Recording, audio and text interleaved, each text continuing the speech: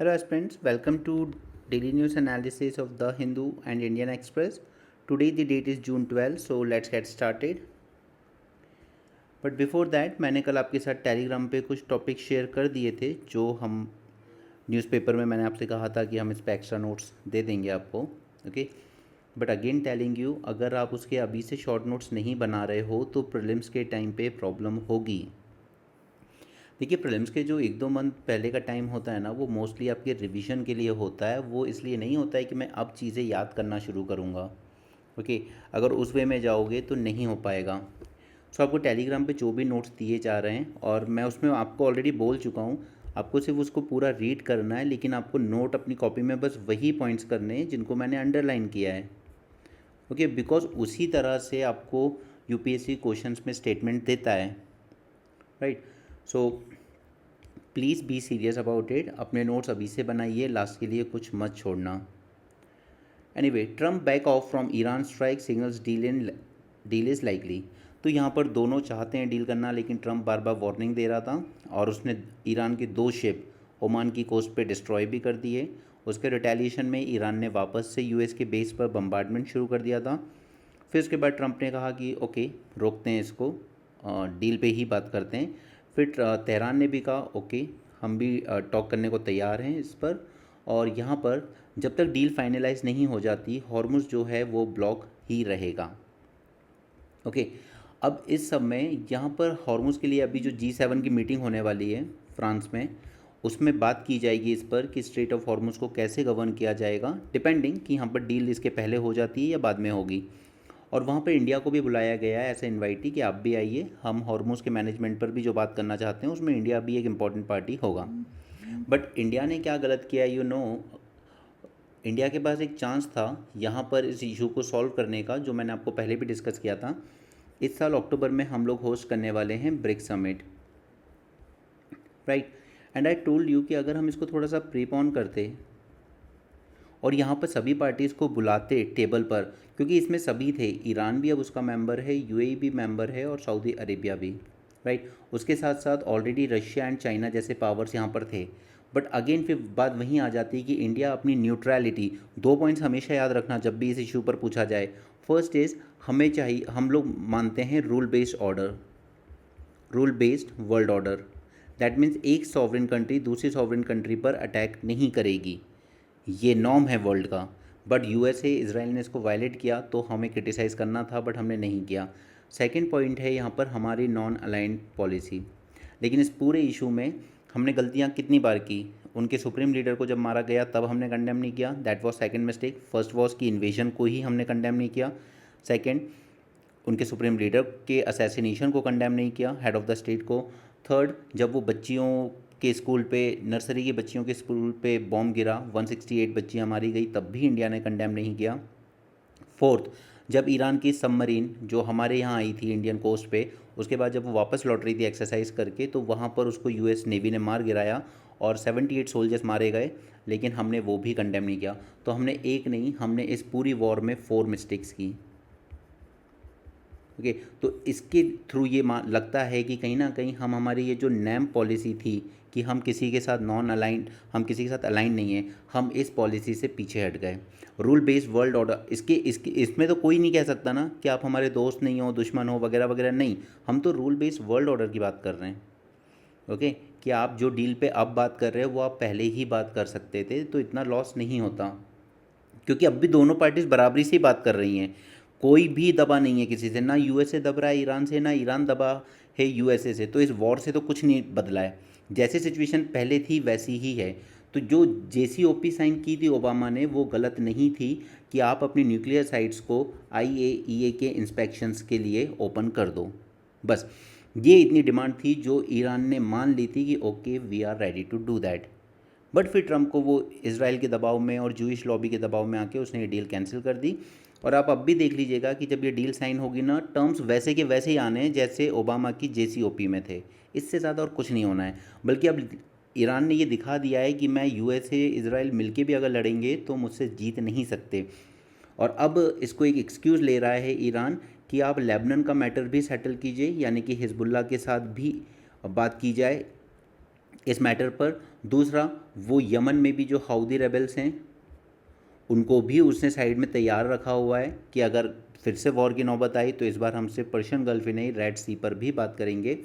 सिर्फ एक गाज़ा है जहाँ से हमास लगभग लगभग ख़त्म हो चुका है।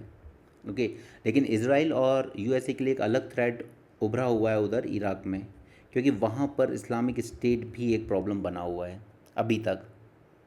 ओके, उसके बाद फिर वो जो कुर्दिश फाइटर्स हैं इसी रीजन में, इराक, टर्की, ईरान, ये सब की टेरिटरी से मिलके एक कुर्दिश टेरिटरी बनती है, ठीक है, तो वो भी तैयार बैठे हैं लड़ने के लिए। तो ये सारी सिचुएशन सलार मूवी टाइप की हो रही है कि सब एक दूसरे से लड़ने मरने के लिए तैयार बैठे हुए हैं इस वक्त। ओके, तो इंडिया इसमें एक बहुत इंपॉर्टेंट रोल प्ले कर सकता था अगर वो सभी पार्टीज़ को बुलाता कि आइए ब्रिक्स समिट को हम जल्दी करवाते हैं और ब्रिक्स समिट में बैठ के हम लोग बात करते हैं कि इस इशू पर ईरान को कैसे मनाया जा सकता है।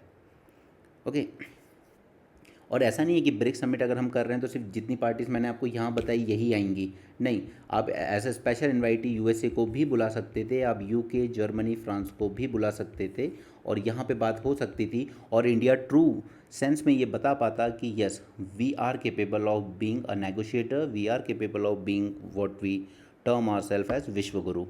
Okay, someone who believe in peace, universal brotherhood. लेकिन सिर्फ डायलॉग मारने से यूनिवर्सल ब्रदरहुड, वासुदेव कुटुंबकम, इनसे नहीं होगा, हमें वो स्टेप्स लेने भी होंगे, दिखाना भी होगा कि हम कर सकते हैं।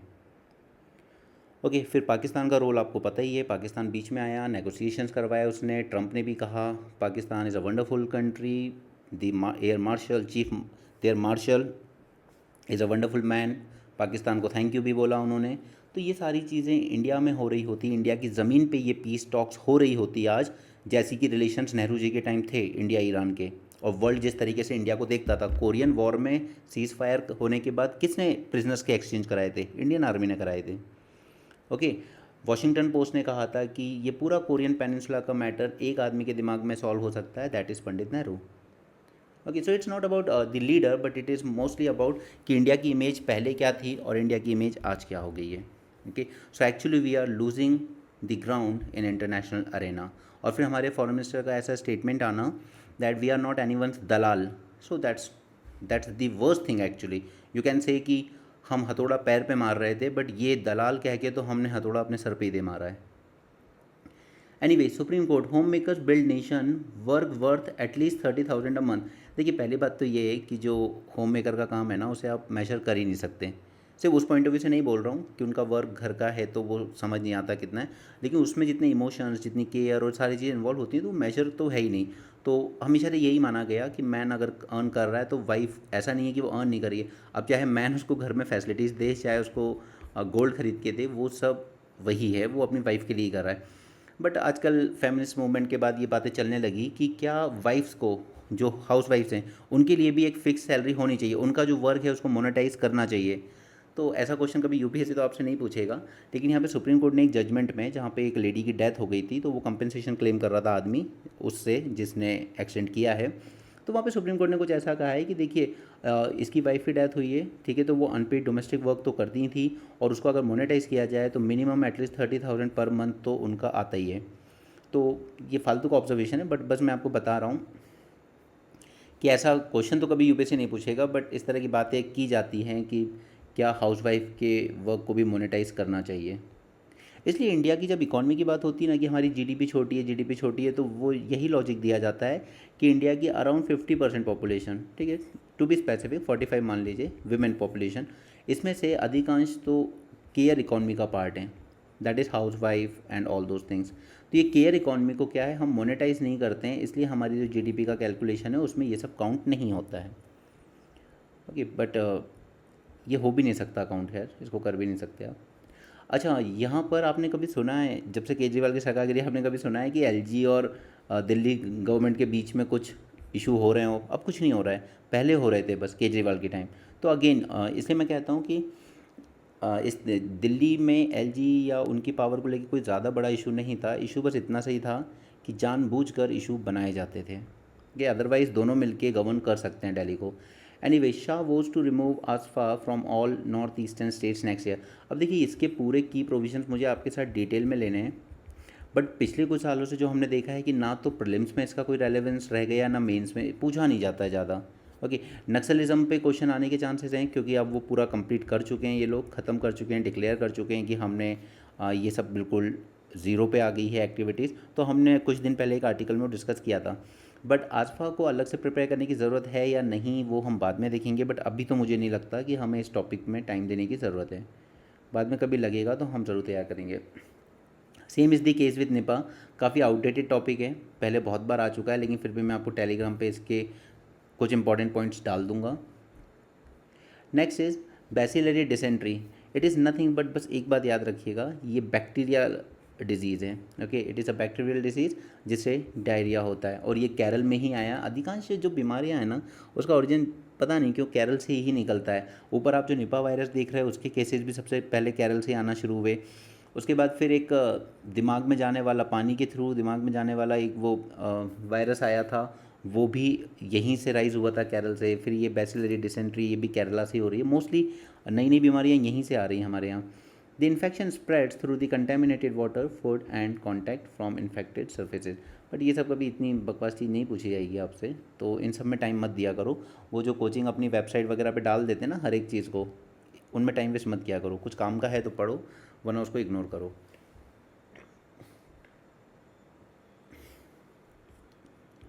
अभी एक बहुत ही क्रूशियल मोमेंट होने वाला है सुप्रीम कोर्ट के लिए, क्योंकि ये तो श्योर हो गया है कि इनका जो रिजेक्शन कैंसिल किया गया है उसमें जो रिटर्निंग ऑफिसर था वो कल्प्रिट तो है पूरी तरीके से। क्योंकि यहाँ पर इनके अगेंस्ट कोई केस नहीं था, सिर्फ एक प्राइवेट कंप्लेंट फाइल की गई थी। सिर्फ एक प्राइवेट कंप्लेंट फाइल की गई थी, उस बेसिस पर आप निकाल लाए कि देखिए एक कोर्ट में इनके अगेंस्ट प्राइवेट कंप्लेंट फाइल की गई। अभी तो कोई प्रॉपर एफआईआर भी दर्ज नहीं हुई है। और इनफैक्ट जो आपका रिप्रेजेंटेशन ऑफ पीपल एक्ट है ना, इसमें एक इंपॉर्टेंट पॉइंट है, वो कहता है कि आपको ऐसे क्रिमिनल केसेस फाइल करने होंगे जिनमें एटलीस्ट 2 साल से ज़्यादा की सज़ा होने का प्रावधान हो। तो ऐसा तो कुछ मैटर था ही नहीं ये। तो यहाँ पे ये तो साबित हो गया है कि पूरी तरीके से गलत किया गया है। वहीं झारखंड में उन भाई साहब को, उनके भी नॉमिनेशन पेपर में कुछ मिस्टेक थी, तो उनको 24 आवर्स का टाइम दिया गया कि आप इसमें करेक्शन कर लीजिए। लेकिन यहाँ पे इन्हें कोई टाइम नहीं दिया गया। ये अच्छी लेडी हैं, काफ़ी गांधीयन प्रिंसिपल टाइप की फॉलो करने वाली लेडी हैं, लेकिन उसके बाद भी इनका नॉमिनेशन कैंसिल कर दिया गया, जबकि same situation, same election season, सब कुछ सेम होते हुए भी झारखंड में दूसरे बंदे को टाइम दिया गया 24 घंटे का करेक्शन करने के लिए। तो ये रिटर्निंग ऑफिसर की गलती है, पूरी तरीके से दिख रहा है। लेकिन क्या इस पर कोई गवर्नमेंट का प्रेशर रहता है इन लोगों पर? ठीक है, क्या election commission of India genuinely fair election करवा रहा है, बायस्ड है या नहीं है? ये बहुत बड़े क्वेश्चंस हैं जो सुप्रीम कोर्ट आज इसका जवाब देगा। ओके, एंड आई होप कि एटलीस्ट आज तो सुप्रीम कोर्ट जागे कि ये बहुत ज़्यादा हो रहा है। एसआईआर पे सुप्रीम कोर्ट ने काफ़ी डिसअपॉइंट किया लोगों को। बिहार के पूरे इलेक्शन कंप्लीट हो गए, 6 महीने तक वो सुनवाई करता रहा। ठीक है, रिजल्ट आ गया, सरकार बन गई, सब हो गया, पर वो अपना रिजल्ट दे नहीं पाया। चीफ जस्टिस ऑफ इंडिया की अपॉइंटमेंट को लेकर लॉ में चेंज किया गया। Chief justice of India, sorry, chief election commissioner की अपॉइंटमेंट को लेकर उसमें चेंज किया गया। चीफ जस्टिस ऑफ इंडिया को निकाल के उन्होंने अपना खुद का एक कैबिनेट मिनिस्टर डाल दिया। तो cabinet minister plus prime minister plus leader of opposition, और वो मेजोरिटी से सिलेक्ट कर रहे हैं, ना कि कंसेंशुअल। तो मेजोरिटी सिलेक्ट कर रहे हैं, यानी कि 2:1 से सरकार अपने ही आदमी को चीफ इलेक्शन कमिश्नर बनाती जाएगी। तो ये कुछ ऐसे मैटर्स हैं जिन्होंने इलेक्शन पे बहुत बड़ा क्वेश्चन मार्क उठाया, लेकिन उसके बाद भी सुप्रीम कोर्ट उतना एक्टिव नहीं रहा, जबकि वो कुछ बेफिजूल के केसेस पर ज़्यादा एक्टिव रहता है। तो आज का दिन सुप्रीम कोर्ट के लिए काफ़ी इंपॉर्टेंट होने वाला है, क्योंकि ये हमारी डेमोक्रेसी का जो सबसे स्ट्रॉन्ग पिलर है, foundation, free and fair election, वो फेयर इलेक्शन का सबसे इम्पोर्टेंट केस होने वाला है ये। ओके, ये इसको देख लेते हैं, सिर्फ कुछ पॉइंट्स बताऊंगा। There is no criminal FIR by Telangana police against Ms. Natarajan. It was just a private complaint, originates directly before a court, and the court had issued notices to the person. The returning officer decision to use this as a ground for rejection of the nomination reeks of extreme arbitrariness and even a conspiracy, because under section 33A, यहाँ पे ये वही mention कर रहा है जो बात मैंने आपको बताई। Section 33A, this act requires disclosure only of those cases that carry a punishment of 2 years or more, and above all only of those cases in which charges have been framed but यहाँ तो सिर्फ एक complaint file हुई थी, charges तो frame किए ही नहीं गए। Framing of charges is judicial step which follows the filing of charge sheet. Okay, तो यहाँ पर ये जो हुआ है ये तो एक कॉमन सेंस के लिए भी एक इंसल्ट है कि आखिर ये कैसे हो रहा है। और जनता, प्रॉब्लम ये है कि जनता बिल्कुल शांत है ये सब बर्बादी देखते हुए भी। In same election cycle another candidate, वो झारखंड वाला, asked by returning officer to amend the affidavit to meet mandatory requirements. Okay, इसलिए आज सुप्रीम कोर्ट इस पे जो जजमेंट देगा वो बहुत क्रूशियल होने वाली है। FCRA बिल, अब ये FCRA में फिर से अमेंडमेंट करने जा रहे हैं। FCRA के रिस्पेक्ट में मैंने आपको एक बार फुल फ्लैजेड लेक्चर कराया था ब्रेनस्टॉर्मिंग में। 2010 में कुछ अमेंडमेंट्स हुए थे, फिर 2020 में कुछ अमेंडमेंट्स हुए थे, और ये अमेंडमेंट्स काफ़ी क्रूशियल थे। अब क्योंकि अभी ये सिर्फ एक बिल स्टेज पर है, पास हो जाने दो अमेंडमेंट, उसके बाद हम इसके की प्रोविज़न डिस्कस कर लेंगे कि ये 2026 में आखिर क्या नए अमेंडमेंट्स लेके आने वाले हैं। हालांकि यहाँ पर इन्होंने ये जो आर्टिकल लिखा है, ये खुद भी मेंबर ऑफ पार्लियामेंट हैं तो इनके कंसर्न है, बट अभी ये कंसर्न पढ़ने का हमारे लिए सेंस नहीं बनता है क्योंकि ये पास नहीं हुए। अभी एक बार पास हो जाए उसके बाद हम इसमें बात करेंगे। लेकिन मैं आपके साथ वो 2010 के और 20 के जो थे उनको रिवाइज़ करने के साथ साथ हम ये देख लेते हैं कि आखिर ये एक्ट है क्या, क्यों बनाया गया है। देखिए, एक टाइम था जब कोल्ड वॉर चल रही थी। अब कोल्ड वॉर के टाइम ये था कि सभी लोग कोशिश कर रहे थे कि दुनिया के हर देश में हमारी फ्रेंडली रिजीम आ जाए। तो उसके लिए ये लोग क्या कर रहे थे, ये लोग फॉरेन से फंडिंग देना शुरू कर रहे थे अलग अलग देश की पॉलिटिकल पार्टीज़ को, ऑर्गेनाइजेशंस को, ताकि वहाँ की जो अनफ्रेंडली गवर्नमेंट है उसको टॉपल किया जा सके और अपनी फ्रेंडली गवर्नमेंट बिठाई जा सके।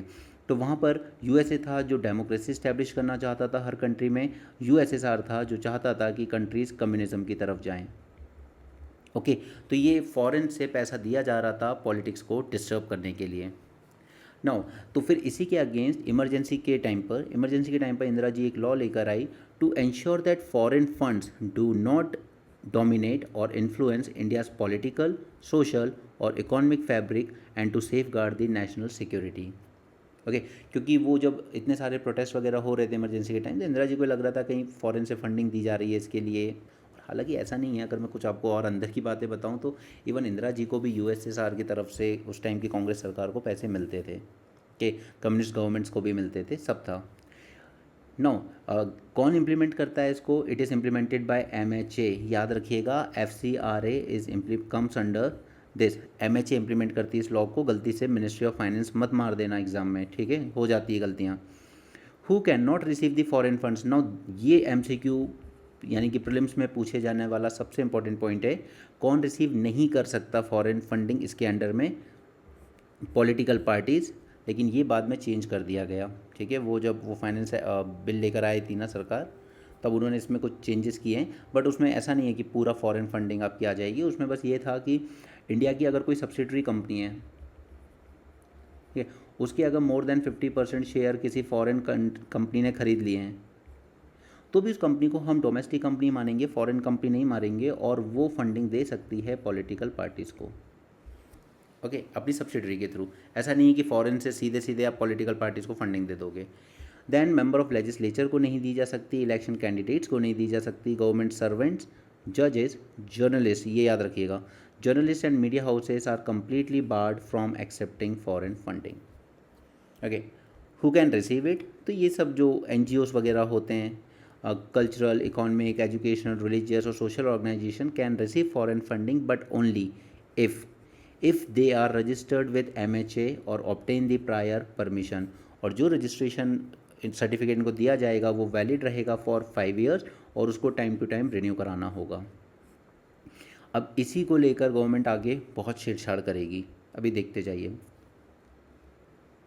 तो यहाँ पर 2010 में जब ये एक्ट लेकर आए तो इन्होंने जो ओरिजिनल एक्ट था जो 1976 में आया था ड्यूरिंग द इमरजेंसी, उसको रिपील किया और ये न्यू एक्ट इंट्रोड्यूस किया। It shifted the focus to strictly regulating the utilization of funds, कि आपके पास जो फंड आ रहा है वो आप यूटिलाइज किस चीज़ में कर रहे हो। क्योंकि उस टाइम ना कुछ ऐसे मनमोहन सिंह सरकार के टाइम पर कुछ ऐसे प्रोजेक्ट्स थे जैसे कि कुडनकुलम का न्यूक्लियर पावर प्लांट, वहाँ पे इस तरह की चीज़ें कुछ निकाल के लाई सरकार कि यहाँ पर प्रोटेस्ट करने के लिए कॉमन आम आदमियों को उकसाया जा रहा है, पैसा दिया जा रहा है, और ये पैसा कुछ फॉरेन NGOs के थ्रू आ रहा है जो चाहते नहीं हैं कि इंडिया में इंडिया के जो डेवलपमेंटल प्रोजेक्ट्स हैं उनको रोकना चाहते हैं।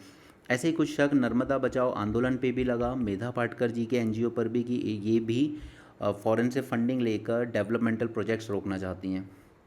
तो यहाँ पे सरकार एक इम्पॉर्टेंट प्रोविज़न लेकर आई कि हमें ये रेगुलेट करना है कि जो फंड आ रहा है उसका यूटिलाइजेशन किस तरीके से हो रहा है, कहीं वो डेट्रीमेंटल तो नहीं है नेशनल इंटरेस्ट के लिए, क्या ये इंडिया के डेवलपमेंट को रोकने के लिए तो नहीं आ रहा है। It introduce the 5 year validity rule for the registration. Okay, यानी कि अब आप अगर एक बार एनजीओ बन गए हो तो आपका जो रजिस्ट्रेशन है वो वैलिड रहेगा सिर्फ 5 ईयर के लिए, उसके बाद आप चाहो तो इसको रिन्यू करवा सकते हो। तो पूरा फोकस था कि ये फंड्स यूटिलाइज़ किस तरीके से हो रहे हैं उस पर। और कई फंडिंग एनजीओस ऐसे भी निकले, खासकर तमिलनाडु साइड, कि ये लोग इनकी आड़ में फ़ॉरेन से फंडिंग ले रहे हैं फॉर कन्वर्जन पर्पज़, कि आप इनको क्रिश्चियनिटी में कन्वर्ट कराइए, आप इनको इस्लाम में कन्वर्ट करवाइए, और इसके लिए ऊपर से फंड आ रहा है। ये जो 2020 के रेगुलेशंस थे ये बहुत इंपॉर्टेंट हैं, क्योंकि यहाँ पर क्या करते थे, कुछ बड़े एनजीओस हैं, जैसे ठीक है कोई बैठा हुआ है चेन्नई में या दिल्ली में, तो ये जो बिग एनजीओस थे ये फंड्स लेते थे ऊपर से कि ये प्रोजेक्ट करेंगे, वो करेंगे, उसके बाद ये लोग इसको छोटे छोटे एनजीओस को बांट देते थे। यानी कि जैसे मान लो छोटे छोटे ट्राइबल एरियाज़ में भिजवा दिया कि लो ये लो फंडिंग आदिवासियों को दो और उनको कन्वर्ट करो। ओके, ये मैं इसलिए बोल रहा हूँ क्योंकि अब सरकार उसके लिए सीरियस हो रही है कि एसटी का टैग हम आपसे ले लेंगे अगर आप कन्वर्ट कर चुके हो किसी और रिलीजन में। तो यहाँ पे सरकार ने पहले तो प्रोहिबिट कर दिया कि ये जो सब ग्रांटिंग होता है कि आपने खुद कहीं से ग्रांट लिए उसके बाद आपने सब ग्रांटिंग कर दी दूसरों को, तो ये चीज़ प्रोहिबिट की जाएगी। This was important thing. NGOs receiving foreign funds were completely banned from transferring those funds to any other organization or smaller NGO even if the sub grantee had FCRA license। अब चाहे इन छोटे छोटे NGO के पास भले ही licence हो तो भी आपको ऊपर से जो बड़ा एनजीओ है वो फंडिंग नहीं दे सकता। This was the first change. Second, administrative expenses, यानी कि आप कितने स्टाफ रख सकते हो, ठीक है, गाड़ियाँ कितनी रख सकते हो, उनका खर्चा, तो ये सब कहलाता है एडमिनिस्ट्रेटिव एक्सपेंस। तो इसको रिड्यूस किया गया। यानी कि पहले कहा गया कि एनजीओस कहते थे हमारे पास अगर 100 रुपये आ रहे हैं तो उसमें से 50 रुपये तो हमारा एडमिनिस्ट्रेटिव एक्सपेंस ही लग जाता है। सरकार ने कहा नो, अब अगर आपके पास 100 रुपये आ रहा है तो आप एडमिनिस्ट्रेशन पे खर्च कर सकते हो सिर्फ 20 रुपये, और वो भी आपके जितने भी ऑफिस बियरर हैं, डायरेक्टर्स हैं, फंक्शनरीज है, स्टाफ है, उन सब का आधार लेके आइए। Okay, the cap on using foreign funds for administrative expense, that is salary, rent, vehicles, etc., was slashed from 50 to 20%, and mandatory आधार सभी ऑफिस बियरर्स के लिए किया गया गवर्नमेंट की तरफ से। This was the second change. Third was designated SBI bank account, यानी कि अब आप कहीं भी किसी भी शहर में काम कर रहे हो लेकिन आपका जो भी फंड आना है वो आएगा SBI की ही न्यू दिल्ली ब्रांच में। ओके, और कहीं नहीं जा सकता। आपको SBI की दिल्ली ब्रांच में एक FCRA अकाउंट खोलना होगा। No other bank account can receive the initial foreign funds. Then fourth was suspension period. It allowed the government to suspend an NGO registration for up to 360 days। पहले 180 days तक कर सकते थे अगर कोई गलती करते हैं तो ड्यूरिंग द इंक्वायरी, लेकिन अब इसको कि आपको साल भर के लिए आपका रजिस्ट्रेशन सस्पेंड किया जा सकता है अगर आपके अगेंस्ट कोई इंक्वायरी बैठी है तो। ओके, बाकी ये इन अमेंडमेंट के प्रॉस थे कि गवर्नमेंट ने क्यों किए ये अमेंडमेंट, और नीचे दिया हुआ है आर्ग्यूमेंट्स की। क्रिटिक्स का जो कहना है कि देखिए ये तो NGOs की आवाज़ दबाने के लिए है। ओके, तो ये मेंस पॉइंट ऑफ व्यू से ये आप खुद से पढ़ लेना।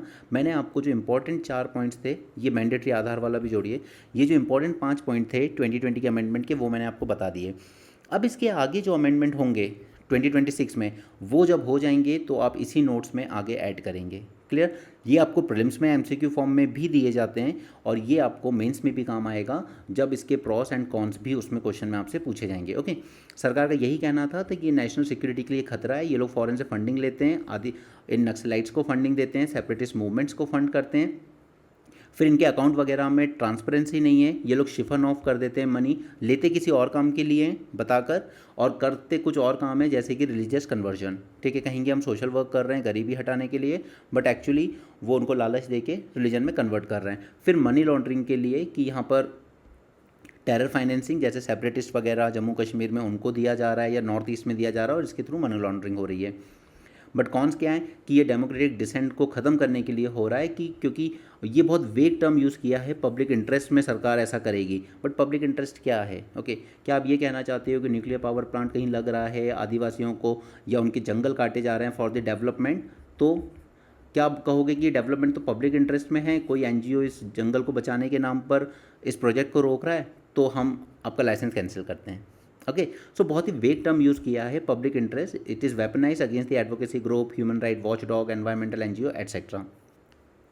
फिर ग्रास रूट पे इसका सबसे ज़्यादा इम्पैक्ट होगा, क्योंकि ये जो छोटे छोटे एनजीओज होते हैं ना, स्मॉलर एनजीओज, वो स्पेशली ग्राउंड लेवल पर वर्क कर रहे हैं, लेकिन आपने सब ग्रांटिंग को बंद कर दिया, तो वो लोग जो ग्राउंड लेवल पे काम कर रहे होंगे ठीक ठाक, सपोज़ कोई किसी गांव में वाटर कंजर्वेशन के लिए काम कर रहा होगा, ठीक है, कोई एजुकेशन, बच्चों के एजुकेशन, आदिवासियों के एजुकेशन के लिए कर रहा होगा, तो ये सब ग्रांटिंग को बैन करने से उनका काम काफ़ी इम्पैक्ट होगा। ओके, और उसके बाद आपने यहाँ पर क्या किया है कि अगर किसी पर भी कोई भी प्रोसीजरल डिले हुए, यानी कि आपने अकाउंट नहीं खोला दिल्ली के बैंक में, ठीक है, इस तरह के प्रोसीजरल डिले भी हुए, तो there would be automatic cessation, ठीक है, यानी कि आपका एनजीओ का रजिस्ट्रेशन, लाइसेंस सब कैंसिल कर दिया जाएगा। तो ये तो ब्यूरोक्रेटिक डिले भी हो सकता है कई बार कि हमने तो एप्लीकेशन दी थी बट उन्होंने वहाँ से अभी तक कोई डिसीजन लिया नहीं उस पर, तो आप कह दोगे कि आपका रजिस्ट्रेशन तब तक के लिए कैंसिल किया जाता है। Then impact on welfare delivery, malnutrition, tribal education etcetera. Okay, तो यहाँ पर आप 26 में जब अमेंडमेंट होंगे तब हम उनमें बात कर लेंगे, वो इसी बात को लेके वरी हैं, क्योंकि सरकार अब कहने जा रही है कि ऑटोमेटिक सेसेशन होगा यहाँ पर, ठीक है। It creates a framework for the government to seamlessly vest organizational asset and properties without compensation और मैनेजमेंट। ऑटोमेटिक सेसेशन हो जाएगा आपके रजिस्ट्रेशन का, and you could lose the registration not only if the renewable is denied but also if it fails to apply on time and if renewable remains pending. तो ये तो procedural delay के through भी हो सकता है, rather than the कि हमारी तरफ से कोई मिसकंडक्ट किया गया है, ठीक है। वहाँ पे बैठे हुए ब्यूरोक्रेट्स ही उसको अप्रूव नहीं करना चाहते या काम धीरे कर रहे हैं, तो वो तो प्रोसीजरल डिले उनकी गलती है, राइट। ये इनका पहला कंसर्न है। दूसरा है कि यहाँ पर जब रजिस्ट्रेशन कैंसिल हो जाएगा या सरेंडर कर दिया है या आपने कह दिया कि अब आपका रजिस्ट्रेशन की वैलिडिटी ख़त्म हो गई है, तो जितने भी फॉरेन कॉन्ट्रीब्यूशंस होंगे या एसेट्स जो उससे बनाए गए होंगे, ओके, तो यहाँ पर जो उनका एक्ट है automatically provisional vest in the government designated authority, तो यहाँ पर जो गवर्नमेंट की अथॉरिटी होगी उसके पास चले जाएंगे वो सारे एसेट, सारी प्रॉपर्टी। तो ये इनका सेकंड कंसर्न है, बट इस पर अभी बात करने का कोई मतलब नहीं है। जब अमेंडमेंट हो जाएगा तब हम की प्रोविजन 4-5 याद कर लेंगे, बात खत्म हो जाएगी। Implementation complete but workers still vulnerable. अब इसमें ना मैं आपको ऑलरेडी मेंस 450 प्लस में मैंने 2024 के मेंस के लिए आपके साथ ही चारों कोड डिस्कस किए थे, एंड लकीली कि उसी साल उस पर वो क्वेश्चन भी पूछा गया मेंस में, और हार्डली 15 मार्कर था, आराम से आप इसको कर सकते थे। एनीवे, 4 कोड क्या हैं? Code on wage 2019, industrial relation code 2020, code on social security 2020 and operational safety health working condition code 2020। Okay, code on wages ये बताएगा आपको कि मिनिमम वेज वगैरह क्या होने चाहिए, किस हिसाब से फिक्स किए जाएंगे। कोड ऑन इंडस्ट्रियल रिलेशन की सरकार के बीच में, एम्प्लॉयर के बीच में और एम्प्लॉयज़ के बीच में, इनके बीच में रिलेशंस किस तरीके के होंगे, उसकी टर्म्स एंड कंडीशंस क्या होंगी। सोशल सिक्योरिटी यानी कि आप इनके वेलफेयर वगैरह के लिए क्या करेगी कंपनी, एंड ऑक्यूपेशनल सेफ्टी जो कि हेल्थ होते ही रहते हैं, अभी वाइजैग में हुआ। ओके, तो यहाँ पर इन्होंने एक एक पॉइंट हाईलाइट किया है कि यहाँ पर आखिर कमियाँ क्या है इनमें। अब देखिए, कंसेप्ट होता है फिक्स टर्म एम्प्लॉयमेंट, यानी कि मैं आपको हायर करूँ 3 महीने के लिए कि अभी प्रीलिम्स आ रहा है, आप 3 महीने के लिए मेरे साथ काम कीजिए, यहाँ पे हम रिवीजन कोर्स चलाएंगे, उसके बाद आपका कोई काम नहीं है, ठीक है। तो यहाँ पर इन्होंने क्या किया है कि इस कोड में इस टर्म को इंट्रोड्यूस किया, फिक्स टर्म एम्प्लॉयमेंट। वो तो ठीक है, लेकिन प्रॉब्लम ये है कि यहाँ पर क्योंकि ये काम पहले से ही ऐसा फिक्स टर्म एम्प्लॉयमेंट पहले से भी चला आ रहा है, लेकिन इन्होंने क्या किया यहाँ पर कि इन्होंने ये स्पेसिफाई नहीं किया कि मिनिमम टेन्योर कितना होना चाहिए। देखिए कि अगर आप फिक्स टर्म के लिए भी ले रहे हो मुझे, तो एटलीस्ट साल के 8 महीने के लिए तो लो, 3 महीने के लिए ले लोगे फिर फ्री। ओके, तो इन्होंने एक तो टेन्योर लिमिट नहीं किया कि मिनिमम कितने टाइम के लिए आपको लेना पड़ेगा किसी को। Second is limit the number of contract renewables, और साल में कितनी बार रिन्यू किया जा सकता है। तो अगर आप साल में बार बार रिन्यू करवाते रहोगे तो फिर तो ये हो जाएगा कि जो रेगुलर एम्प्लॉई है उनको भी फॉर्म हायर नहीं करेगा, सरकार हायर नहीं करेगी कि रेगुलर वाले को भी हायर क्यों करो, 3-3 महीने के लिए रखो, ठीक है, कोई लिमिट तो है ही नहीं, और इसको रिन्यू करते रहेंगे। अगर अपन को साल भर भी ज़रूरत है इस आदमी की, तो हम लोग साल में 4 बार रिन्यू कर लेंगे इसको, लेकिन हम उसको परमानेंट जॉब नहीं देंगे, ठीक है। तो ये 2 शॉर्ट कमिंग्स हैं इसमें इंडस्ट्रियल रिलेशन कोड में, कि आपने ये डिफाइन नहीं किया कि फिक्स टर्म एम्प्लॉयज़ के लिए आप कितना टेन्योर रखोगे, मिनिमम 3 महीने, 6 महीने, 1 साल, और कितनी बार उसको रिन्यू कर सकते हो। तो minimum tenure that is 1 year could have prevented this very short tenure. कम से कम 1 साल का मिनिमम टेन्योर तो देना चाहिए वर्कर को। सेकेंड इज़ कि आपने रिन्यूएबल्स पे अलाउ नहीं किया है, तो इवन जो रेगुलर एम्प्लॉयज़ हैं उस पर भी इसका असर पड़ेगा, और उनको भी एक फिक्स टर्म एम्प्लॉय कंसिडर कर लिया जाएगा, उसकी तरह ट्रीट किया जाएगा। ओके। दूसरा है कोड ऑन वेजेस। इसमें प्रॉब्लम है कि आपने बहुत वेग डेफिनेशन यूज़ करी है फ्लोर वेज की, जो इसको डिस्टिंग्विश ही नहीं करती फ्रॉम द मिनिमम वेज। क्या है आपके फ्लोर वेज और क्या है आपके minimum wage. And second thing is कि आपने यहाँ पर ये भी नहीं बताया कि आप क्या प्रिंसिपल यूज़ करोगे for fixing the minimum wage. Okay. उसके बाद आर्ली वेज। अब जैसे ओवर टाइम करवाना है किसी को, तो आपने कहा कि आपका जितना 1 घंटे का बनता होगा ना, उससे डबल दिया जाएगा ओवर टाइम पे। लेकिन आप आर्ली वेज कैसे डिसाइड कर रहे हो? एक बात बताओ, क्या सभी कंपनीज़ में या सब जगह सिर्फ 8 घंटे ही काम हो रहा है? कि अगर मेरी सैलरी मान लेते हैं हम 25,000 है, तो क्या इस 25,000 को हम 8 आवर से डिवाइड करेंगे? ठीक है, 30 डेज़ के हिसाब से, चलो पर डे मान लो आप, तो लो ओके 1000 मान लो अगर मैं कि 1000 रुपीज़ पर डे कमा रहे हैं, तो इसको 8 आवर से डिवाइड करें? No, not necessary. क्योंकि आजकल जिस तरह की जॉब्स हैं, जैसे डिलीवरी वर्कर्स हो गए हैं, प्लेटफॉर्म वर्कर्स हो गए, इनका काम सिर्फ 8 घंटे का नहीं है, इनका काम पूरे टाइम का ही है। तो उस बेसिस पर आप आर्ली वेज डिसाइड मत कीजिए कि आप उसको बस 8 से डिवाइड करके कहोगे कि ये तुम्हारे एक घंटे का बनता है। उसके बाद फिर एक और कमी है इंडस्ट्रियल रिलेशन कोड में। ये तो मैंने उसमें उस वीडियो में भी बात की थी। देखिए, आपको डिटेल में जानना होना ये, तो आपको मेंस वाला वीडियो देखना होगा। नो, इंडस्ट्रियल रिलेशन कोड में इन्होंने कहा कि हम सिर्फ बहुत सारे एक इंडस्ट्री में या एक ग्रुप में बहुत सारे लोग रजिस्टर कर सकते हैं ट्रेड यूनियन। लेकिन ये कह रहे हैं हम सिर्फ उस रजिस्टर्ड ट्रेड यूनियन को ही रिप्रेजेंटेटिव मानेंगे जिसमें कम से कम 30% लोगों की मेंबरशिप होगी। ओके, ये उसी को रिकग्नाइज करेंगे। तो फिर जो छोटे ट्रेड यूनियन है उनका क्या? आप कोई बड़ा ट्रेड यूनियन होगा जिसमें 30% वर्कर्स जुड़ेंगे, उस ट्रेड यूनियन के लोगों के साथ आप कुछ साठगांठ कर लोगे, वहाँ बोर्ड में बैठे हुए लोगों के साथ कुछ लेन देन कर लोगे और कहोगे चलिए डील हो गई है हमारी इनके साथ। ठीक है, बट यहाँ तो आपने इतने लोगों को खरीद लिया, दबा लिया, झुका लिया, बट बाकी के जो छोटे छोटे ट्रेड यूनियन हैं उनको, उनसे तो आप बात ही नहीं कर रहे हो। आप कह रहे हो कि हम सिर्फ उनको ही रिकग्नाइज करेंगे जिनमें कम से कम 30% मेंबर्स होंगे। This means that registration alone does not guarantee recognition. आप रजिस्टर कर लो भले कि यार उस ट्रेड यूनियन में जो लोग हैं वो तो सरकार के ही साथी हैं, हम अपना ट्रेड यूनियन अलग बनाएंगे, तो आप बना तो लोगे, रजिस्टर भी करा लोगे, बट रिकग्निशन नहीं देगी गवर्नमेंट। स्मॉलर और newly formed unions may find it difficult to meet this threshold. Then occupational safety वाले पर बात करें, तो यहाँ पर प्लांटेशन वर्कर्स के लिए आपने कोई भी हाउसिंग या मेडिकल फैसिलिटीज़ की बात नहीं की है। और यहाँ पे प्लांटेशन वर्कर की खास बात इसलिए की जा रही है कि कुछ टाइम पहले मोदी जी उनके पास जाके डांस वांस करके आए हैं, घूम के आए हैं। ठीक है, तो इनके लिए यहाँ पर कोई प्रोविज़न नहीं किया गया है, ना उनकी हेल्थ के लिए, ना ही उनके वर्किंग कंडीशंस के लिए। The rules also do not specify the activities for which contract labor may be engaged, nor do they clearly distinguish between core and non-core activities. आप कॉन्ट्रैक्ट लेबर किन किन एक्टिविटीज़ के लिए यूज़ कर सकते हो, आपने वो भी स्पेसिफाई नहीं किया है। और सरकार क्यों ही स्पेसिफाई करेगी जब वो रेलवे जैसे एग्ज़ाम का सत्यानाश करके पूरा बिजनेस रेलवे मॉडल जो था उसमें जॉब्स रिड्यूस करके सब कॉन्ट्रैक्ट वर्कर भर लिए उन्होंने। अभी जब वाइजैग में वो हादसा हुआ था, तब भी हम उस दिन पढ़ रहे थे ना कि वहाँ पे उस हादसे की एक वजह ये भी थी कि काफ़ी सारे लोगों को फिक्स टर्म एम्प्लॉयमेंट के नाम पे लाया गया था, किसी को कॉन्ट्रैक्ट लेबर के नाम पे लाया गया था, और उसके बाद वो लोग जब उनका ख़त्म भी हो गया उसके बाद भी नई भर्तियाँ नहीं की गई। और ये जो फिक्स टर्म या कॉन्ट्रैक्ट लेबर पे आते हैं, they are not well trained workers. Okay, they are not well trained workers, इस वजह से ये हादसे हो जाते हैं।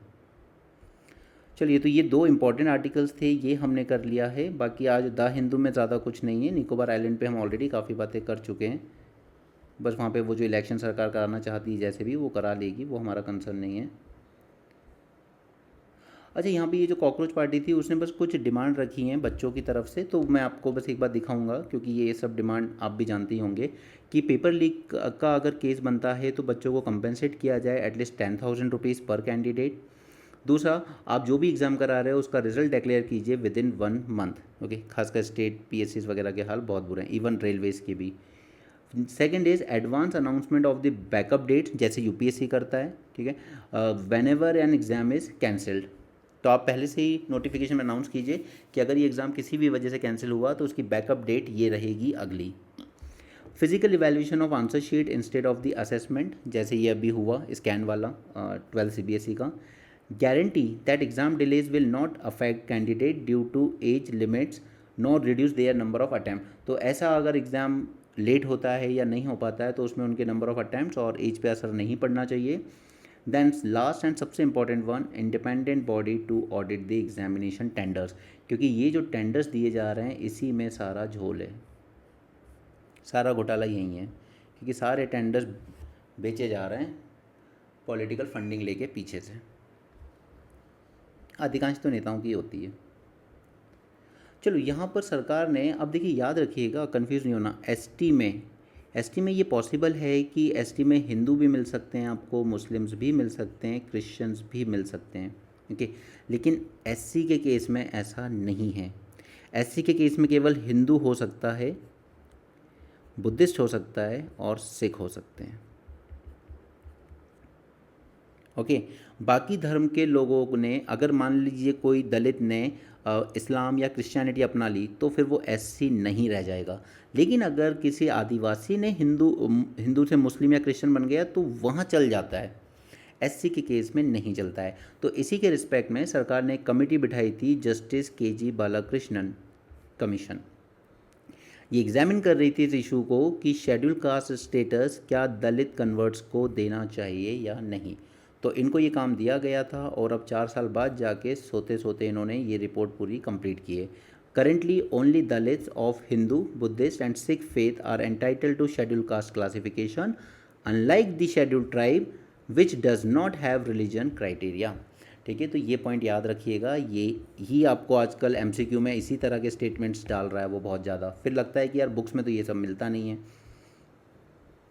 क्योंकि खुद union ministry of social justice ये कह रही है कि schedule caste status should be denied to people who had converted to Islam and Christianity. और यही डिमांड एसटी की तरफ से भी, एसटी के लोगों के अगेंस्ट भी की जा रही है, और खुद सरकार ही कह रही है कि हम ट्राइब का स्टेटस भी ना दें उनको। ये क्या है? पॉक्सो एक्ट पे हम अलग से बात करेंगे, वो काफ़ी लेंथी टॉपिक है। इथेनॉल ब्लेंड पेट्रोल, अब सरकार ने E85 पेट्रोल पंप स्टार्ट किया है दिल्ली में, ठीक है। इसके अलावा सरकार अलग अलग रेंज में अब ऑफ़र भी कर रही है, 22% भी, 25% भी, 27 और 30% भी, कि इस लेवल तक की ब्लेंडिंग की जाएगी। E20 हम लोग ऑलरेडी अचीव कर चुके हैं। तो सरकार ने कहा है कि देखिए अभी क्या होता है कि यहाँ पर जो पेट्रोल है, पेट्रोल पे लग रहा है आपका एक्साइज ड्यूटी, ठीक है, तरह तरह की excise duty, special excise duty भी हुआ करती थी, उसके बाद फिर सेस वगैरह भी लगते थे। तो पेट्रोल पे तो लग रहा है एक्साइज ड्यूटी, लेकिन जो इथेनॉल है उस पर लग रहा है GST, okay. So petrol blended with ethanol at 22, 25, 27 and 30 would be exempted from central excise duties, ठीक है। तो उस पेट्रोल को ही ओवरऑल एग्जेम्प्ट किया जाएगा। Petrol bears excise duty while ethanol bear GST, और उसके बाद जब दोनों को ब्लेंड कर देते हो आप, तो आप दोबारा एक्साइज ड्यूटी लगाने लगते हो, तो ये हटा दी गई है, जो शुरू में लग गई वो लग गई। ये बस याद रखिएगा, एंथ्रोपिक कंपनी है जिसने क्लाउड बनाया हुआ है। अब ये एक अच्छी खबर है, क्योंकि अगर आपके देश के सबसे बड़े business houses rare earth element और उनकी प्रोसेसिंग में इन्वेस्ट नहीं करेंगे तो कौन करेगा? कब तक आप तेल और साबुन और ये सब बेचते रहोगे? तो यहाँ पे एक चीज़ बहुत अच्छी है, रिलायंस, वेदांता एंड अदानी तीनों ने कहा है कि हम मिलकर कोशिश करेंगे अब कि आंध्र प्रदेश में एक फैसिलिटी बनाई जा सके जिसमें हम रेयर अर्थ एलिमेंट्स वगैरह को प्रोसेस कर पाएंगे। अब ये प्रोसेसिंग टेक्नोलॉजी आपको जैसे लानी है वैसे लाओ, जो इन्वेस्ट करना है करो, बट ये करना इंडिया के लिए बहुत ज़रूरी है। और जब 3 बड़े बिजनेस हाउस अगर इसमें साथ आ जाते हैं तो ये इंडिया के लिए बहुत अच्छी बात होती है। Developing facilities to process Andhra Pradesh state significant reserves of increasingly important rare earth mineral. देखिए हमारे पास भले ही रिजर्व्स उतने अच्छे ना हो, रिजर्व्स तो मिल जाएंगे, माइनिंग जगह जगह होती है, वो लोग तो भेजेंगे ही, लेकिन अगर आप इस प्रोसेसिंग टेक्नोलॉजी को मास्टर कर लो, जैसे रिलायंस ने petroleum refining, crude oil refining को मास्टर किया है, अगर हम इसको मास्टर कर लें तो भी इंडिया की आधी से ज़्यादा प्रॉब्लम सॉल्व हो सकती हैं, and we can cut our dependence on China for rare earth elements. To build domestic rare earth mining, processing as well as magnet manufacturing capacity, क्योंकि ये मैग्नेट बैन कर दिए थे इन्होंने, चाइना वालों ने, तो हमारा पूरा का पूरा ऑटोमोबाइल सेक्टर इससे इम्पैक्ट हो गया था। बट ये बातें तो हुई हैं, बट अब देखते हैं ये करती हैं या ये नहीं, ये तीनों कंपनीज। आइए ये पे मैं आपको एक शॉर्ट नोट टेलीग्राम पे दे दूंगा आज, ठीक है। आप नोट्स बनाते चलिए इन चीज़ों के, क्योंकि मैं नहीं चाहता कि प्रीलिम्स जब सर पे आए तब आपके पास आप ये चीज़ें पीडीएफ से पढ़ते बैठो, पीडीएफ से पढ़ते जाओगे तो फिर बात वहीं आ जाएगी। जो मेहनत मैं आपके लिए कर रहा हूँ चीज़ों को अंडरलाइन करके कि बस ये पॉइंट्स याद रखिए, ये आपको प्रीलिम्स में एज अ स्टेटमेंट पूछे जाएंगे मॉक में, तो फिर आप आगे के लिए क्यों छोड़ना चाहते हो कि आप आगे ये चीज़ें पीडीएफ में उठा के और एक एक वर्ड लाइन बाय लाइन पढ़ोगे, जब मैं आपको ऑलरेडी दे रहा हूँ हाई अंडरलाइन करके कि बस इन पॉइंट्स पे फोकस कीजिए, बाकी का मटेरियल छोड़िए। तो अपने शॉर्ट नोट्स बनाते चलो ना प्लेन पेज में, क्यों छोड़ना चाहते हो आप बात के लिए। India likely to be invited to join Hormuz security initiative, ये वही है मैक्रोन ने कहा है कि G7 समिट में France has propose A broader maritime security partnership with India. तो अब यहाँ पे जब होगी बात, क्या निकल के आता है हॉर्मोज का, लेकिन उससे पहले यूएसए के साथ क्या डील निकल के आती है, क्योंकि यूएसए कह रहा है कि या तो हम लोग जॉइंटली मैनेज करेंगे स्ट्रेट ऑफ हॉर्मोज को, या फिर यूएसए अकेला करेगा। अभी तक ट्रम्प का ये स्टैंड था। यहाँ पे वही है कि मैन की जो वैसेक्टॉमी होती है उसको जनरली इरिवर्सिबल होती है, बस इसलिए मैन ज़्यादा करवाते नहीं है, विमेन को ही करवाया जाता है। ओके और उसके साथ कुछ उनको ऐसा लगता है कि इससे ओबेसिटी बढ़ेगी, कैंसर, इन्फेक्शन और लॉन्ग टर्म हेल्थ कॉम्प्लिकेशंस भी हो सकते हैं। ये कुछ डेटा है कि कॉन्ट्रासेप्टिव प्रेवलेंस जो है इंडिया में वो इंक्रीज़ हुआ है from 66 to 69% and it continues to remain shoulder largely by women itself. Male sterilization hardly 0.5% रहता है। ओके चलिए अब हम चलते हैं इंडियन एक्सप्रेस पर, वहाँ पर भी एक आर्टिकल काम का है, बाकी का तो कुछ ऐसा खास नहीं है, और उसमें भी मैं आपके साथ बस पॉइंट्स डिस्कस करूँगा और मैं आपको आपकी ये पीडीएफ प्रोवाइड करवा दूँगा, आप उसमें पढ़ सकते हो। ओके डिस्ट्रिक्ट जीडीपी एस्टीमेट, तो आपको याद होगा एक आरबीआई भी लेके आया था, डिस्ट्रिक्ट लेवल पर हम चेक करेंगे फाइनेंशियल इंक्लूसिविटी कितनी है। ओके फिर वो वन डिस्ट्रिक्ट वन प्रोडक्ट जैसी चीज़ें भी लेके आई है सरकार। तो यहाँ पे अब बात की गई है कि हर डिस्ट्रिक्ट की भी जीडीपी एस्टीमेट्स तैयार किए जाएं और फिर ये देखा जाए कि हम लोग किस किस डिस्ट्रिक्ट को एक्सपोर्ट ओरिएंटेड बना सकते हैं, कि यहाँ पर ऐसे प्रोडक्ट्स बने जिसको हम एक्सपोर्ट कर सकें। ओके तो ये सब नीति आयोग के गवर्निंग काउंसिल में हुआ है, बट इसमें बोल बच्चन ज़्यादा हैं, क्योंकि हमारे मोदी जी के साथ एक प्रॉब्लम है कि वो राज्यों की और राज्यों के सीएम की सुनते नहीं हैं, बस वो उनको बुला के बिठा के अपनी सुना देते हैं। अगर आप नीचे से ग्राउंड लेवल का स्टेट्स की स्ट्रेंथ, उनके डिस्ट्रिक्ट्स की स्ट्रेंथ उसको सुनोगे नहीं, उसके बारे में बात नहीं करोगे, सिर्फ अपना ऊपर से ज्ञान दे दोगे, तो उससे नहीं बनेगा। एनीवे आपको तो सिर्फ एक वो पॉइंट लिखना है कि ऐसा सजेशन है कि हम जीडीपी को डिस्ट्रिक्ट लेवल पर भी एस्टिमेट करें और उनको उनकी स्ट्रेंथ, उनकी वीकनेसेस के अकॉर्डिंग उनको डेवलपमेंट किया जाए, और अगर एक्सपोर्ट पोटेंशियल है वहाँ पर उनमें तो उसको और ज़्यादा प्रमोट किया जाए। अब देखिए टीएमसी स्प्लिट, ये वो आम आदमी पार्टी से सांसदों का बीजेपी में जाना, वो सब तो ठीक है, हम 10th शेड्यूल का जब पढ़ेंगे तो उसमें तो हम बात करेंगे। राज्यसभा के इलेक्शंस हुए हैं अभी, तो हम राज्यसभा इलेक्शंस पर भी एक सेशन करेंगे, हम इन दोनों टॉपिक पर करेंगे। लेकिन आप ये देखिए कि बीजेपी का गोल क्या है, पहले आम आदमी पार्टी को ब्रेक कर लिया, अब टीएमसी को ब्रेक कर रही है। गोल बस इतना है कि लोकसभा में 2/3 मेजोरिटी चाहिए, जो कि 362 पे आ जाएगी। ठीक है, अभी उनके पास 313 एमपी हैं, अगर ये लोग गए टीएमसी वाले तो 335 हो जाएगा, उसके बाद भी 362 पे जाने में भी टाइम लगेगा, और राज्यसभा में मेजोरिटी 2/3 आ जाएगी 163 पे। ओके तो और ये जो अभी है, अभी ये 151 तक पहुंच चुके हैं करीब, और ये दोनों में 2/3 मेजोरिटी क्यों चाहिए, बस उसी लिए चाहिए जिसमें वो अभी फेल हो गए थे, वो डिलिमिटेशन करने में। ओके तो यहाँ पे पूरा गोल है बस राज्यसभा और लोकसभा में 2/3 मेजोरिटी हासिल करना, इसलिए वो नारा दिया गया था आपकी बार 400 पार, क्योंकि गोल यही था कि ये डिलिमिटेशन करना है 2026 में। रिसर्च एंड डेवलपमेंट अंडरस्टैंडिंग, अब देखिए ये आर्टिकल तो इन्होंने बहुत ही बेहुदा लिखा है, कि या कह देते हैं कि अच्छा लिखा होगा, बट वो हमारे यूपीएससी पॉइंट ऑफ व्यू से हमारे काम का नहीं है। लेकिन हम इस पर रिसर्च एंड डेवलपमेंट पर कुछ बातें करते हैं। पहले अभी तक मैंने आपको क्या क्या याद कराया, अपने पुराने न्यूज़पेपर डिस्कशन में मैंने आपको कुछ बातें याद कराई थी। फॉर एग्जांपल कि इंडिया जीडीपी का कितना स्पेंड करता है, सिर्फ 0.65%, जबकि हमने टारगेट क्या सेट किया था कि हम इसको 2% तक बढ़ाएंगे। ठीक है, this was the first thing. Second is कि इंडिया यहाँ पर जो इन्वेस्ट करता है उसमें से प्राइवेट सेक्टर से फंडिंग आती है हार्डली 30%, जबकि पब्लिक से फंडिंग की जाती है 70%, जबकि इसका जस्ट ऑपोजिट है एडवांस इकोनॉमीज़ में। वहाँ पर प्राइवेट सेक्टर फंड करते हैं 70% रिसर्च को, और पब्लिक सेक्टर फंड करते हैं जस्ट 30%। ओके तो ये बातें मैंने आपको शुरू में याद कराई थी कि ये याद रखिएगा। अब ये सोचें अगर हम कि आखिर इंडिया क्यों नहीं करता है। First is our attitude, that is risk aversion.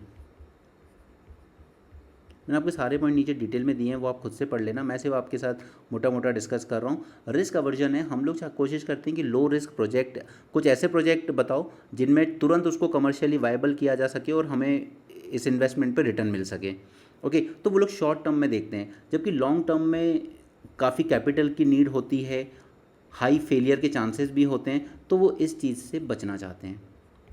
Second is उनका फोकस कोई ब्रेक थ्रू, पेटेंट करने लायक चीज़ या जिसको हम कहते हैं फ्रंटियर ब्रेक थ्रू, उस पर फोकस नहीं रहता उनका। तो बस ये है कि कुछ इसी तरह की चीज़ें होती रहे कि हमारे जो प्रोसेस ऑप्टिमाइजेशन हो जाए। अब ये प्रोसेस ऑप्टिमाइजेशन पे ही पूरा फोकस रहता है हमारे आईटी सेक्टर का भी, हमारे फार्मा सेक्टर्स का भी, यानी कि जो काम चल रहा है उसी को और ऑप्टिमाइज़ कर लो, उस पर फोकस रहता है। वो कोई ऐसे बहुत ज़्यादा ब्रेक थ्रू टाइप की चीज़ों में टाइम और पैसा नहीं देना पसंद करते हैं।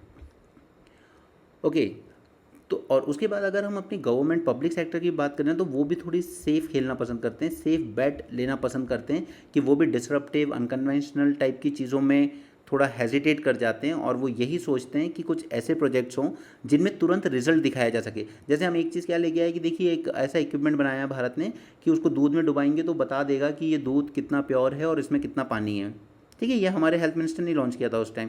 तो हम लोग इस तरह की चीज़ों में ज़्यादा ध्यान देते हैं। उसके बाद कुछ पब्लिक सेक्टर में अगर अच्छा इन्वेस्टमेंट हुआ भी है तो वो कंसंट्रेटेड है, काफ़ी कंसंट्रेटेड इन्वेस्टमेंट हुआ है। फॉर एग्जांपल डिफेंस में, स्पेस में, और एक और न्यूक्लियर में काफ़ी कंसंट्रेटेड टाइप की हुई है। जबकि अब जो न्यू आ रहा है, जो न्यू डिसरप्टिव टेक्नोलॉजीज़ हैं, आईओटी हो गया, एआई हो गया, ठीक है, बिग डेटा हो गया, इन डिसरप्टिव टेक्नोलॉजीज़ में हम लोग फोरे नहीं करना चाहते हैं, हम लोग अभी भी सेफ बैट खेलना पसंद कर रहे हैं। ओके, फिर देन फोर्थ पॉइंट ये बनता है कि यार रिसोर्स डाइवर्जन कैसे कर दें, क्योंकि सरकार के साथ प्रॉब्लम ये है कि उसके पास कुछ इमीडिएट चैलेंजेस हैं, जैसे पावर्टी, ओके, रूरल डिस्ट्रेस, इस तरह की चीज़ें हैं। तो फिर ऐसे में हम लोग रिसोर्स को डाइवर्ट करके एक हाई रिस्क टाइप की चीज़ों में कैसे लगा दें। ठीक है, ऐसी रिसर्च एंड डेवलपमेंट जिनसे कोई श्योरिटी भी नहीं है कि इनसे रिजल्ट आएंगे या नहीं, इनसे कुछ भला होगा या नहीं। ओके, और एक और रीज़न है फ्रूगल इनोवेशन। फ्रूगल इनोवेशन में आपके साथ कई बार ये टर्म यूज़ किया है, कॉल्ड एज जुगाड़ कल्चर। अब इस जुगाड़ कल्चर की वजह से हम लोग क्या करते हैं कि हम लोग प्रॉपर सिस्टमैटिक या हाई कैपिटल, इस तरह की लैब्स वगैरह, रिसर्च एंड डेवलपमेंट लैब, इन सब में इन्वेस्ट करना पसंद नहीं करते। हम लोग जुगाड़ कल्चर की तरफ ज़्यादा देखते हैं कि चलो इसके थ्रू हो जाएगा। एक पॉइंट और ऐड कीजिएगा कि हमारा इंडस्ट्री एकेडमिया लिंकेज, अगर हम कुछ प्राइमरी अपने कुछ अच्छे इंस्टीट्यूशंस को छोड़ दें तो हमारे बीच कोई ऐसी एकेडमीज ही मौजूद नहीं है जो किसी भी तरह की रिसर्च करती हो। ठीक है, मोस्टली हमारी जो ये सब चल रही हैं उनमें एक ही चीज़ कॉमन है, वो है रॉट लर्निंग टाइप की टीचिंग फोकस्ड एकेडमीज हमारे यहाँ ज़्यादा हैं, और जो रॉट लर्निंग पे फोकस करती हैं एंड टीचिंग बेस्ड एजुकेशन पे ज़्यादा ध्यान देती हैं। राइट, अब इसके बाद ये बस 5-6 पॉइंट काफ़ी हैं, हम इसमें और भी पॉइंट ऐड कर सकते हैं बट मैं अभी उसमें नहीं जाना चाहता। मैंने आपको रिसर्च एंड डेवलपमेंट पे पहले ऑलरेडी एक वीडियो कराया हुआ है, मैं उसको दोबारा शेयर कर दूंगा, आप उसमें देख सकते हो अगर और ज़्यादा जानना है तो। लेकिन मेरे लिए ज़रूरी है कि मैं आपको एक बार मेजर्स रिवाइज़ करवा दूं जो सरकार ने लिए हैं रिसर्च एंड डेवलपमेंट सेक्टर के लिए। फर्स्ट थिंग इज़ कि सरकार ने यहाँ पर 1,00,000 करोड़ रुपए का research and development innovation scheme लेकर आई थी। राइट, तो सरकार ने इसमें फोकस किया था कि हम लोग ये जो प्राइवेट सेक्टर के लिए रिस्क लगता है उनको, तो हम लोग उनको यहाँ पर लॉन्ग टर्म, देखिए एक्सक्लूसिवली लिखा था सरकार ने कि शॉर्ट टर्म के लिए नहीं, ठीक है, लॉन्ग टर्म के लिए हम लोग लो या फिर नियरली नील इंटरेस्ट रेट पर आपको देंगे, और लेकिन एक्सक्लूड करेंगे हम totally short term commercial loan. Okay, उसको बिल्कुल इग्नोर करके सरकार ने कहा था कि इसमें हम लोग लॉन्ग टर्म फंडिंग आपको प्रोवाइड करेंगे अगर आप इस तरह की किसी टेक्नोलॉजी पे वर्क कर रहे हो। और फोकस एरिया भी सरकार ने उनको बताया था कि पहला फोकस एरिया होगा deep technology, that is quantum computing, robotics and space technologies. Okay, second, सरकार ने कहा कि आप ग्रीन ट्रांजिशन पे वर्क कीजिए तो भी हम आपको फंडिंग देंगे। अब ग्रीन ट्रांजिशन यानी कि ग्रीन हाइड्रोजन, ठीक है, advance battery, then carbon capture technologies, इन पे अगर आप वर्क कर रहे हैं तो भी आपको दी जाएगी। एंड थर्ड कैटेगरी थी एआई एंड बायोटेक। इसमें अगर आप लार्ज लैंग्वेज मॉडल, जिसको हम बात करते हैं कि हम इसको इंडिजिनस बनाना चाहते हैं, अगर आप इंडिजिनस लार्ज लैंग्वेज मॉडल पे वर्क कर रहे हो तो भी हम फंडिंग देंगे। बायो मैन्युफैक्चरिंग पे अगर आप काम कर रहे हो या फिर आप सिंथेटिक बायोलॉजी पे काम कर रहे हो, तो ये बातें हुई थी इस 1 लाख करोड़ के research development and innovation fund पे। तो ये सरकार का एक इम्पॉर्टेंट मेजर्स था। ओके, नेक्स्ट सरकार लेके आई ऑपरेशनलाइजेशन ऑफ ANRF। तो यहाँ पे सरकार ने करीब 50,000 करोड़ का फंड बनाया यहाँ पर कि ये हम प्रोवाइड करेंगे अगर आप कुछ रिसर्च एंड डेवलपमेंट में काम कर रहे हो तो। ओके, इसका मोटिव यही था कि सरकार पब्लिक फंड से कुछ पैसा डालेगी और ये अट्रैक्ट करेगा और प्राइवेट फंड को कि हम लोग मिलकर इस पे काम कर सकते हैं। इसके अंडर में दो चीज़ें इंपॉर्टेंट थी। पहला, सरकार ने इनोवेशन फंड स्ट्रक्चर बनाया, ठीक है, और दूसरा सरकार ने एक चलाया महा मिशन। ये मैंने थोड़े दिन पहले टेलीग्राम ग्रुप में भी डाला था, महा मिशन। ओके, ये दोनों इसी के फैक्टर्स थे और यहाँ पे पूरा फोकस किया गया था सॉल्यूशन ओरिएंटेड। अगर आप कोई सॉल्यूशन ला सकते हो किसी प्रॉब्लम के लिए तो आप इसमें एक्सेस कर सकते हो। ओके, जैसे फिर एक चीज़ आई कि महा ईवी करके, ईवी। तो यहाँ पर सरकार ने मैंडेट कर दिया था कि जो भी प्राइवेट कंपनी या स्टार्टअप इसमें पार्टिसिपेट करेगा उसको मैंडेटरी 10% पैसा उसको देना होगा, बाकी सरकार इसमें इन्वेस्ट करेगी। ओके, इस इनोवेशन फंड स्ट्रक्चर का भी गोल यही था कि हम को फंडिंग को बढ़ावा देंगे, कुछ पैसा सरकार लगाएगी, कुछ प्राइवेट सेक्टर लगाएंगे। देन इसके अलावा सरकार एक और इम्पॉर्टेंट चीज़ लेके आई थी, that is called as specialized technology innovation hub.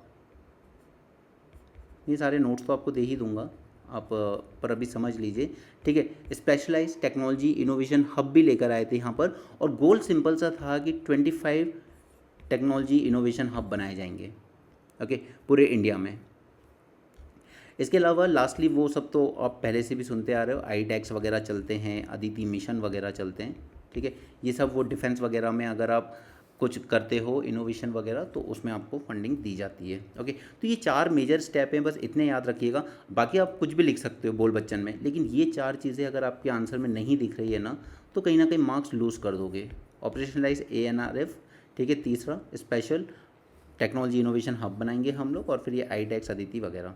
Okay, तो यहाँ पे ये आर्टिकल हमारे उतने काम का नहीं था, बट इसमें से काफ़ी सारे सारी चीज़ें थी जिन पे हमें बातें करनी थी। तो ये 6 पॉइंट्स हैं, 4 भी याद रखोगे तो भी चल जाएगा। ओके, ये नीचे मैंने आपको नोट्स दे दिए हैं, PDF मैं आपको व्हाट्सएप ग्रुप में दे दूंगा, आप वहाँ से पढ़ सकते हो इसको। इंडिया म्यांमार पे हमने ऑलरेडी थोड़े दिन पहले ही डिस्कस किया था, इसके सारे इश्यूज़ मैंने आपके साथ रिवाइज़ करवाए थे। और देखिए, अगर आप एक पेज लेके नहीं बैठे हो और मैं आपको जो पॉइंट्स बोल रहा हूँ आप वो शॉर्ट में नहीं लिख रहे हो तो आप ना पूरा फोकस नहीं कर पाओगे इस पर, राइट। UAPA हम इसको अलग से डिस्कस करेंगे, इस एक्ट के की प्रोविजंस और मेंस के हिसाब से जो भी करना है। लोकलाइज सेल मैंडेट में हिट सोलार स्कीम, अब आप अपने आसपास देख ही रहे हो कि रूफटॉप सोलार बहुत तेज़ी से बढ़ रहा है पूरे इंडिया में, और रीज़न है कि इलेक्ट्रिसिटी बिल्स बहुत ज़्यादा आ रहे हैं। ओके, तो वो अच्छी भी चीज़ है, लेकिन अब सरकार कह रही है कि लोकल सेल ही यूज़ कीजिए, तो इंडस्ट्रीज़ मना कर रही हैं कि ये ठीक नहीं है। From June 1 government made it mandatory for all domestic, commercial as well as industrial solar project to use only locally manufactured solar cells. क्या रीज़न है कि हम लोग अपनी डिपेंडेंस कम करना चाहते हैं इंपोर्ट्स पर और डोमेस्टिक सोलार मैन्युफैक्चरिंग इकोसिस्टम को स्ट्रॉन्ग करना चाहते हैं। लेकिन सप्लाई में गैप बहुत बड़ा है अभी, क्योंकि हमारे पास उतनी प्रोडक्शन हो नहीं रहा है जितनी कि हमारे यहाँ पर डिमांड आ रही है तेज़ी से। आप खुद देखिए यहाँ पर कि हमारा एनुअल सोलार प्रोडक्शन कितना है, 60 to 65 गीगावाट, सॉरी